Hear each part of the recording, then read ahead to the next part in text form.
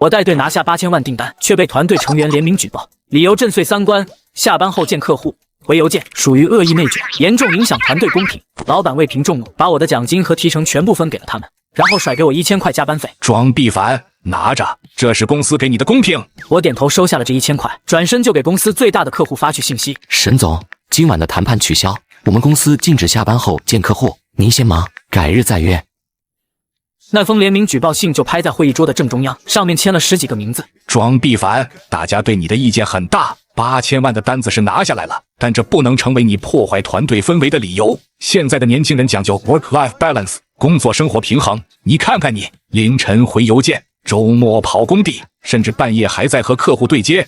你这样让其他人怎么做？不跟着你加班，显得不努力；跟着你加班，身体吃不消。你这是恶意内卷，是在制造团队焦虑。我看着坐在两侧的人，所以呢，为了平息众怒，也为了公司的长远发展，这次的奖金分配方案得改改。他拿出一张新的表格推到我面前，这8000万订单的提成原本属于你的那部分，拿出来分给大家，算是一种精神补偿，也让大家看到公司反内卷的决心。我的目光落在表格最底端，属于我的那一栏。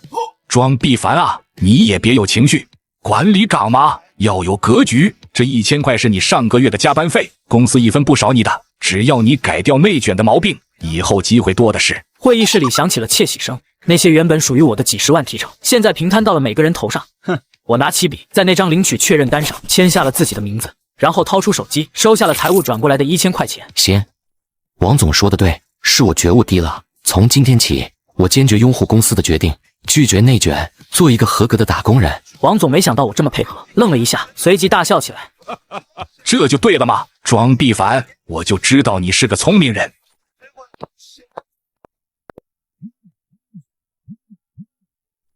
是沈总助理发来的确认信息，询问今晚最后一次合同细节谈判的时间。这8000万的单子还有最后临门一脚，本来今晚敲定细节，明天一早就能正式签约打款。我给那个号码回了一条信息。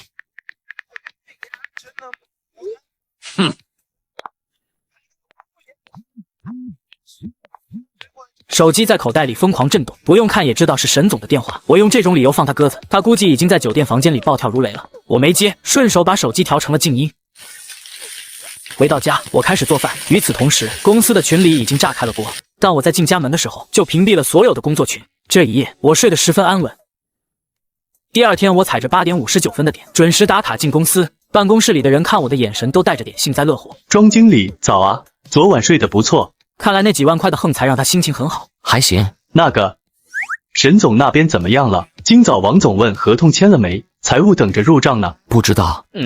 不知道？你是项目负责人，你不知道？楚组长，根据昨天的会议精神，下班时间是我的私人时间。我昨晚5点半准时下班，之后发生的任何事，好像都不在我的工作范围内吧？楚生被我噎了一下，脸上的笑有点挂不住。不是，庄必凡，你别耍小孩子脾气，那可是8000万的单子，王总说了，这周资金必须到位。那是上班时间该聊的事。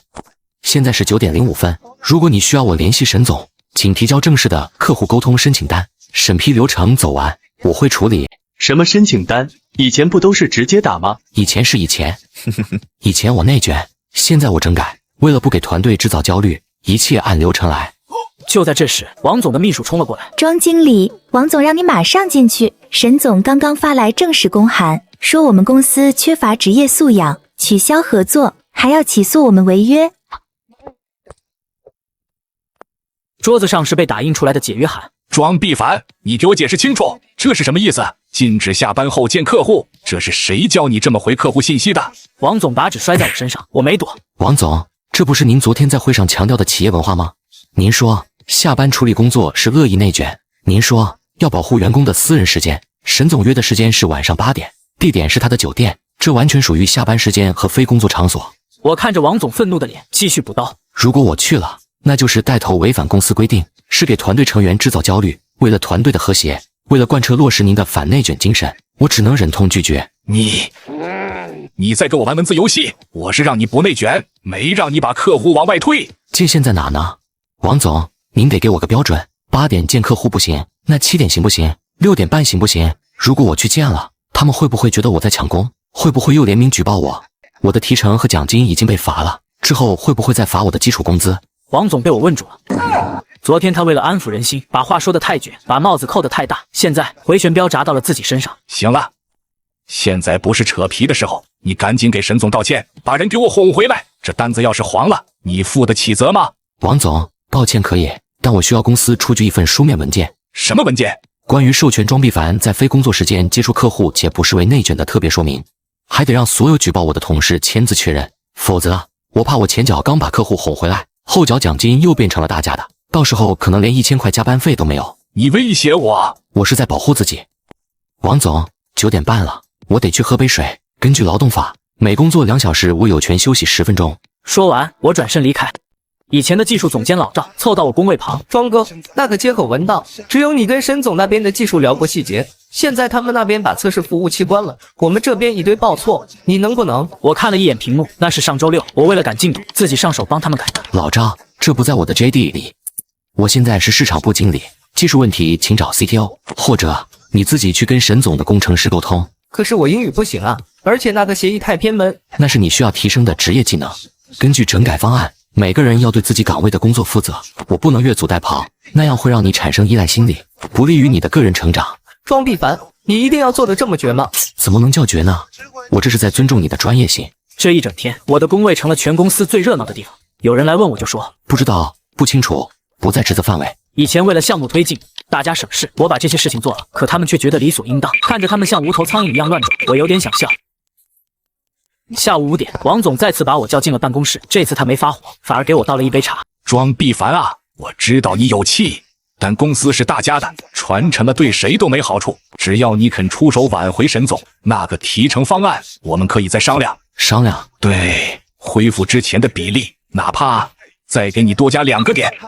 突然，办公室的门被推开。王总，不好了，沈总他怎么了？回心转意了？不，他在社交媒体上发了文，说遇到了他见过的最不专业的团队，而且他说他已经把订单给了我们的竞争对手宏达科技。宏达科技，那是我们最大的死对头。宏达，他们怎么可能这么快接手？这项目的技术壁垒至少需要3个月的磨合期。屏幕上是宏达科技刚刚发布的公告，配图是一张签约仪式的照片。不可能，这不可能！庄必凡，你跟沈总关系那么好，你难道一点风声都没听到？王总，我早就说了，我不内卷，竞争对手的动态那是竞对分析专员的工作。我下班后不看新闻，不聊工作，怎么会知道？我早就说了，我不内卷，竞争对手的动态那是竞对分析专员的工作。我下班后不看新闻，不聊工作，怎么会知道？他的眼里充满了怀疑，但又抓不到把柄。毕竟这几天我都在公司坐着，手机也没响过几次。所有人都看着我按章办事。畜生，你是干什么吃的？这么大的事，你一点都没察觉，还要等到人家发公告才知道。王总，我这2天都在忙着联系沈总的助理，可他们根本不接电话啊。废物，一群废物。王总，快5点半了，如果没别的事，我先收拾东西准备下班了。站住！庄必凡，你不能走，这个项目是你一手带起来的，所有的核心资料都在你手里。现在虽然丢了单子，但我们要起诉宏达不正当竞争。你今晚必须把所有的往来邮件、会议记录整理出来，我们要取证。换做以前，我会通宵整理材料，哪怕是为了报复宏达，但现在……抱歉，王总，我的电脑已经关机了，而且整理这些资料需要查阅历史存档，那是档案管理员的工作。至于邮件，都在服务器上，技术部随时可以调取。我现在命令你去做。您可以命令我，但我有权拒绝违法的加班指令。毕竟我那1000块的加班费已经在这个月用完了。说完，我不再理会身后的咆哮，推门而出。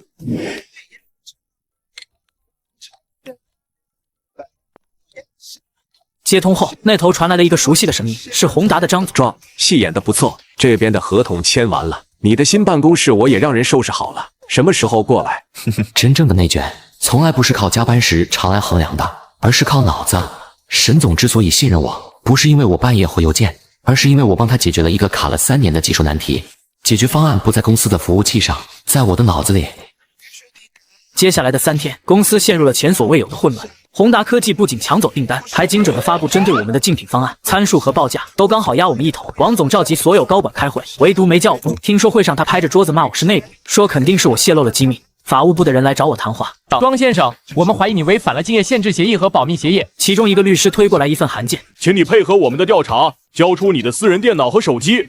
凭什么？凭公司怀疑你泄露商业机密。证据呢？还是说仅仅因为我不再加班，不再帮那一群废物擦屁股，公司就倒闭了，所以需要找个替罪羊？庄先生，请注意你的言辞。我很注意，这是我过去3年所有的工作日志，每一封发给客户的邮件，我都抄送了公司归档邮箱。每一次技术方案的讨论都有会议纪要。如果你们怀疑我泄露机密，请去查服务器日志。至于我的私人设备，那是我的私有财产，没有警方的搜查令，谁动一下试试。两个律师对视一眼，显然没见过这么难啃的骨头。还有，这2天我连公司的核心数据库都没登进去过。倒是楚生，我看见他为了挽回客户，把我们的底价表发给了好几个中间商。你们不去查他，来查我。这话一出，不远处偷听的楚生手里的水杯啪的一声掉在了地上。不是，我是为了救单子。看着这场闹剧，我笑了。下午，王总冲进办公区，手里拿着一份邮件记录。楚生，你个蠢货，谁让你把底价发给那些2道贩子的？现在全行业都知道我们的底库了。王总，我那是没办法啊，不给点甜头，人家根本不理我。滚，马上给我滚！楚生被开除了，他在收拾东西的时候，恶毒地瞪着我。庄必凡，你别得意，公司垮了，你也得失业。失业不劳你费心。还有10分钟下班。对了，走的时候记得把你的垃圾带走，别给保洁阿姨增加工作量。看着他离去的背影，我心里没有一丝波澜。这才哪到哪，真正厉害的还在后面呢。公司因为丢了8000万的大单，资金链断裂，工资发不出来了。原本还在高喊反内卷的同事们，终于开始慌了。实习生柳如烟跑到我面前，庄经理，我房租快到期了，公司要是倒了，我可怎么办啊？借钱给家里看病的老张也看着我。庄工，你是公司的老陈了，能不能跟王总说说，先把工资发了？看着这些人，我突然觉得很可笑。几天前，他们在举报信上签下自己的名字，分掉了我的提成。现在火烧到自己眉毛了，又想起我是老陈了。大家别慌，王总是个有格局的老板，绝不会亏待大家。虽然我也没发工资，但我相信公司，我们要和公司共克时艰，对不对？庄必凡，王总不知何时站在了身后，你跟我进来。庄必凡，我输了。宏达那边放话了，那个技术难题是你帮他们解决的，他们的新产品用的就是你的思路。我不明白，你在公司3年，我对你不薄，为什么不薄？王总，这3年我为你拿下了多少单子，我带出了多少人，在你们眼里，这些都是理所应当的。当我为了公司利益拼命的时候，你们在背后捅刀子。这就是你所谓的不薄。你为了平息一群庸才的嫉妒，牺牲了功臣的利益。你以为这是管理艺术，其实这是自掘坟墓。庄必凡，只要你肯回来帮我，公司的1半股份给你，我们还有机会。只要没机会了，王总，不是我不帮你，是你的企业文化容不下我。我现在已经适应了不加班、不内卷的生活，让我再回到过去那种拼命的状态，抱歉，我做不到。而且我已经向公司提交了辞职信，根据劳动法，30天后自动离职，但这30天我会严格遵守公司规定，按时打卡，绝不早退。这就是我的阳谋，我不走，就在这看着这艘破船一点点沉下去，而我会是最后跳船且毫发无伤的人。接下来的日子，我每天准时上下班，同事们看我的眼神变了，他们终于意识到，没有了我的技术兜底，老赵的项目彻底瘫痪，没有了我的客户资源，市场部连个像样的询价电话都接不到，公司开始裁员，第一批就是实习生柳如烟和几个浑水摸鱼的老油条。柳如烟走的那天，哭着来找我道歉。庄经理，对不起，我不该签那个字的，是楚生逼我的。没事，年轻人嘛，总要交点学费。以后记住了，在职场上别被人当枪使。柳如烟哭着走了，我看着她的工位，没有怜悯。就在我离职倒计时的最后一天，沈总突然出现在我工位前，全公司的人都惊呆了。毕凡，咱们又见面了。听说你要离开这里了，太好了！宏达那边一直在等你，他们把技术副总的位置给你留着呢。技术副总，年薪100万，还有期权。王总站在办公室门口，看着我和沈总谈笑风生，眼神里充满了悔恨。走吧，毕凡，车在楼下等着。今晚我们得好好喝一杯，庆祝你脱离苦海。那些曾经举报我的同事们，此刻都低着头，他们还在为明天的饭碗发愁，而我已经踏上了新的征程。王总，再见，祝您的反内卷公司前程似锦。到了宏达，同事和我闲聊，聊起了前东家。听说王总卖了房子抵债，勉强发了遣散费。老赵因为年纪大、技术落后，没人要，去送外卖了。楚生因为泄露商业机密，在这个行业彻底混不下去了。而我正在宏达的庆功宴上。庄总，这次多亏了你，不仅拿下了沈总的单子，还把我们的老对手给熬死了。这一杯敬你。张总客气了，是他们自己作死，我只是顺水推舟。其实我并没有做什么，只是收回了自己的付出。有些人就像吸血鬼，当你源源不断的输血时，他们觉得理所当然；只有当你拔掉管子，他们缺血了才会明白你的价值。宴会进行到一半，我的手机响了。庄必凡，我知道我现在说什么都晚了，但我这里有一份东西，你可能感兴趣。什么东西？当初举报你的那封信，其实不是楚生发起的。王总的声音里带着诡异的报复快感。是宏达的张总私下里买通了楚生，让他搞垮你的团队心态。他知道只要你在，宏达就赢不了。目光穿过人群，看着正和沈总谈笑风生的张总。原来如此，这就是所谓的商战。我不只是被一群蠢货背刺了，我是被算计了，而且我还帮着算计我的人，搞垮了自己的老东家。谢谢你的消息，王总。心里那股刚刚平息的火又烧了起来。看来这个游戏还得继续玩下去。张总，既然你喜欢玩阴的，那我就陪你好好玩。入职宏达的第3个月，我表现的比在上一家公司更完美，不加班，不内卷，效率却高得惊人。张总甚至公开夸我是反内卷的先锋，高效工作的楷模。周五下午，我在审核宏达未来5年的核心战略项目技术架构方案。张总对我完全信任，给了最高权限。我在架构最底层发现一个微小逻辑漏洞，若不修复，1年后并发量达到1000万级时，系统会崩溃。而那正是宏达准备上市的关键节点。换做以前，我会立刻指出并修复，但现在我想起王总的电话和张总笑里藏刀的样子，在审核报告上敲下了2个字。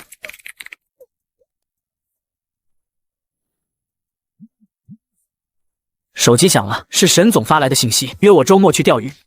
这才是生活。至于宏达的未来，那是张总该操心的事情。我只是一个遵守规则、按时下班的打工人而已。我知道，一场更大的风暴正在我的沉默中酝酿。谁是猎人，谁是猎物，咱们走着瞧。